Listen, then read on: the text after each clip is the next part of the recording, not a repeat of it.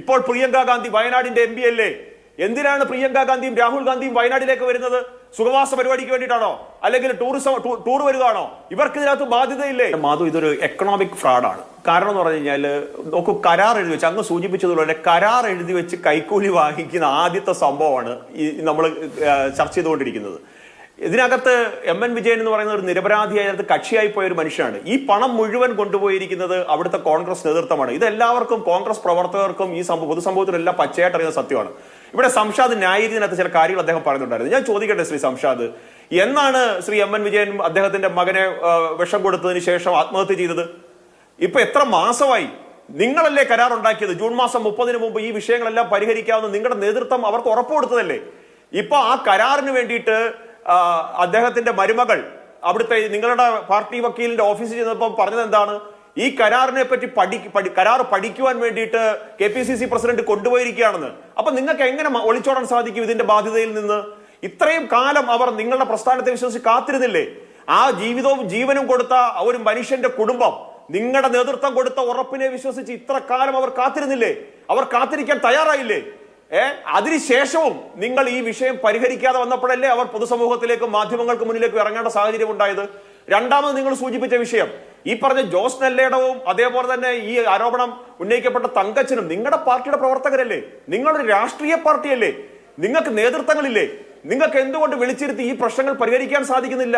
നോക്കൂ, കൂടപ്പറപ്പിനെ പോലെ കൂടെ പ്രവർത്തിക്കേണ്ട സഹപ്രവർത്തകനെതിരെ നിങ്ങൾ പറഞ്ഞത് വെച്ചിട്ടാണെങ്കിൽ കൂടെ പ്രവർത്തിക്കേണ്ട സഹപ്രവർത്തകനെതിരെ പരാതി കൊടുക്കുന്നത് മറ്റു രാഷ്ട്രീയ പാർട്ടിയുടെ നേതാക്കന്മാരല്ല, നിങ്ങളുടെ പാർട്ടിയുടെ നേതാക്കന്മാർ തന്നെ നിങ്ങളുടെ പാർട്ടി പ്രവർത്തകർക്കെതിരെ പരാതി കൊടുക്കുന്നു.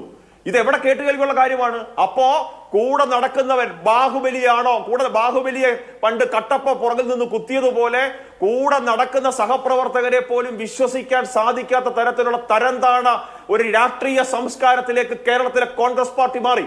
രണ്ടാമതൊരു കാര്യം മാധു, ഇതിനകത്ത് ശ്രീ എം.എൻ. വിജയൻ ആത്മഹത്യ ചെയ്യുന്നതിന് മുമ്പ് എഴുതിയ കത്തുകളിൽ 2 കത്തുകൾ ശ്രീ രാഹുൽ ഗാന്ധിക്കും 1 ശ്രീമതി പ്രിയങ്ക ഗാന്ധിക്കും ഉള്ളതാണ്. ഇപ്പോൾ പ്രിയങ്ക ഗാന്ധി വയനാടിന്റെ എം പി അല്ലേ? എന്തിനാണ് പ്രിയങ്ക ഗാന്ധിയും രാഹുൽ ഗാന്ധിയും വയനാട്ടിലേക്ക് വരുന്നത്? സുഖവാസ പരിപാടിക്ക് വേണ്ടിയിട്ടാണോ, അല്ലെങ്കിൽ ടൂർ വരുവാണോ? ഇവർക്ക് ഇതിനകത്ത് ബാധ്യതയില്ലേ? എന്തുകൊണ്ട് പ്രിയങ്ക ഗാന്ധിക്ക് ആ സ്ഥലത്തെ എം പിക്ക് പ്രതികരിക്കാൻ സാധിക്കുന്നില്ല?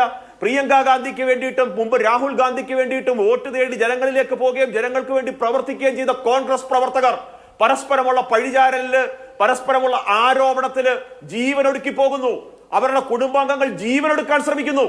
എന്നിട്ടും ഈ പ്രസ്ഥാനത്തിന്റെ KPCC നേതൃത്വം, ഈ പ്രസ്ഥാനത്തിന്റെ സംസ്ഥാന നേതൃത്വം പറയുന്നതൊന്ന്, പ്രവർത്തിക്കുന്നതൊന്ന്, ഒരു പരസ്പര ബന്ധവുമില്ലാത്ത കാര്യങ്ങൾ. ഇന്ന് VD സതീശൻ എന്താ പറഞ്ഞത്? നമ്മുടെ ചാനൽ കാണിച്ചതല്ലേ? എന്താണ് സണ്ണി ജോസഫ് പറയുന്നത്? അപ്പോ ഇവർക്കൊരു നേതൃത്വമില്ല, ഇതൊരു ആൾക്കൂട്ട പാർട്ടിയാണ്. ഒരാൾ പറയുന്നതിനെ ബാക്കപ്പ് ചെയ്യേണ്ട ബാധ്യത മറ്റൊരാൾക്കില്ല. സതീശൻ ഇഷ്ടമുള്ളത് സതീശൻ പറയുന്നു, ചെന്നിത്തലയ്ക്ക് ഇഷ്ടമുള്ളത് ചെന്നിത്തല പറയുന്നു, KPCC പ്രസിഡന്റ് സണ്ണി ജോസഫിന് ഇഷ്ടമുള്ളത് സണ്ണി ജോസഫ് പറയുന്നു. ഇങ്ങനെ പരസ്പരം ബന്ധമില്ലാത്ത, ആശയവിനിമയമില്ലാത്ത, എങ്ങനെയെങ്കിലും അധികാരം കിട്ടിയാൽ മുഖ്യമന്ത്രി കസേരയിൽ ആര് അമർന്നിരിക്കണം എന്നുള്ള പരസ്പര മത്സരമാണ് ഇവർ നടത്തിക്കൊണ്ടിരിക്കുന്നത്. ഇവർക്ക് കോൺഗ്രസ് പ്രവർത്തകരോടും ജനങ്ങളോടും നാടിനോടും ഒരു പ്രതിബദ്ധതയുമില്ല മാധു. ശരി, അത്തരത്തിലുള്ള കമ്മിറ്റ്മെന്റ് പാർട്ടിക്ക് തങ്ങളോട് ഇല്ല എന്ന് തോന്നുന്ന ഇടത്താണ് ഈ യഥാർത്ഥത്തിൽ 3 മരണങ്ങൾ. പക്ഷേ അതുമായി ബന്ധപ്പെട്ട് പാർട്ടിയുമായി നേരിട്ട് ബന്ധപ്പെട്ട് നിൽക്കുന്ന 2 പേർ ജീവൻ വെച്ചൊഴിഞ്ഞു പോകാൻ തയ്യാറായത് എന്നുള്ളിടത്താണ് അതിന് മറുപടി പറയേണ്ട ഉത്തരവാദിത്തം കോൺഗ്രസ് പാർട്ടിയിൽ നിക്ഷിപ്തമാണ് എന്നുള്ളത് ഉണ്ടാവുന്നത്.